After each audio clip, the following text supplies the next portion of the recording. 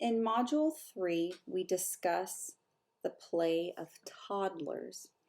Toddlers are children 16 to 30 months old. One reason I really like this book, This is Play, is because it does such a good job of establishing a foundation of what development looks like in infants and toddlers and what the play of infants and toddlers look like. It's very specific, easy to read. So one emphasis throughout the chapter on what toddler play looks like is what is having developmentally appropriate expectations. It says on page 75, as is clear from the profiles above, though, toddlers keep you on your toes with their active, engaging, and social play. A large part of your role, meaning the adult, is to help them navigate their way through their interactions with each other and the challenges presented by more complex materials and experiences. Then the topics throughout the textbook, really a majority of them are about managing your expectations as the adult. I think we often find in toddler classrooms that we push preschool expectations on toddlers. For example, the idea of sharing for toddlers is not appropriate. It is not appropriate for us to get frustrated and expect toddlers to share. Instead, it is an idea that we should present. It is something we can encourage and play simple games that make sharing fun, but it is not a demand that we can reasonably make regularly in a setting with toddlers. And in fact, the authors go into this in detail on page 81.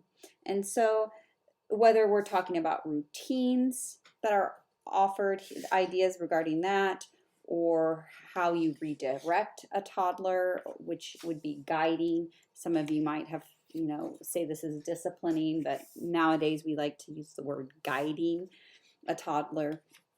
But it really is about managing your expectations and making sure that they are aligned with developmental milestones of toddlers. Hot topics then include the idea of whole group versus adult-led activities, sharing, having specific designated areas of play in a toddler classroom. All of these topics are unique, very unique to toddlers. We talk about preschool. We talk about specific areas of play or adult-led activities for preschoolers, kindergartners, first graders, second graders.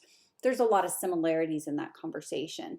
But when we talk about that for toddlers, it should look, and our facts that we present are very different. They are definitively different. You should not have demanded whole group activities with toddlers. Yes, you can present whole group and encourage children to all sing and listen to the same story.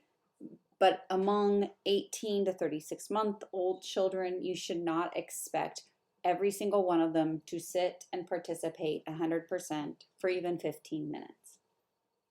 Will they sometimes grow into that? Can they sometimes do that?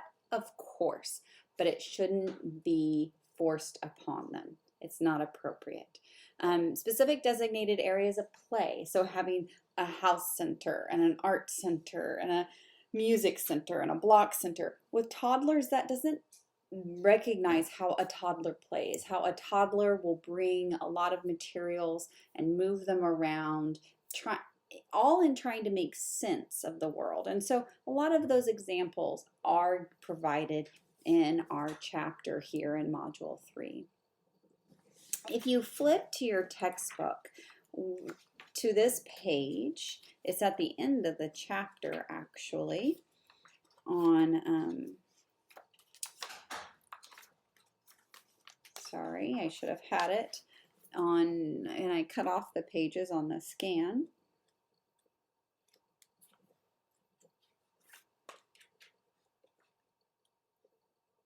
Pages 88 and 89. Our authors do a really good job of establishing how you can have that mixed age classroom, including both infants and toddlers.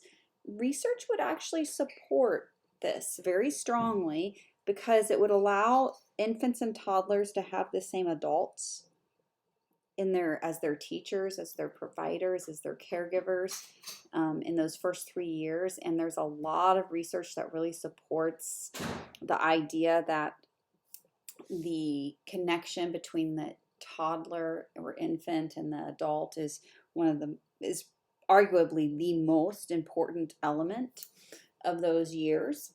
And so,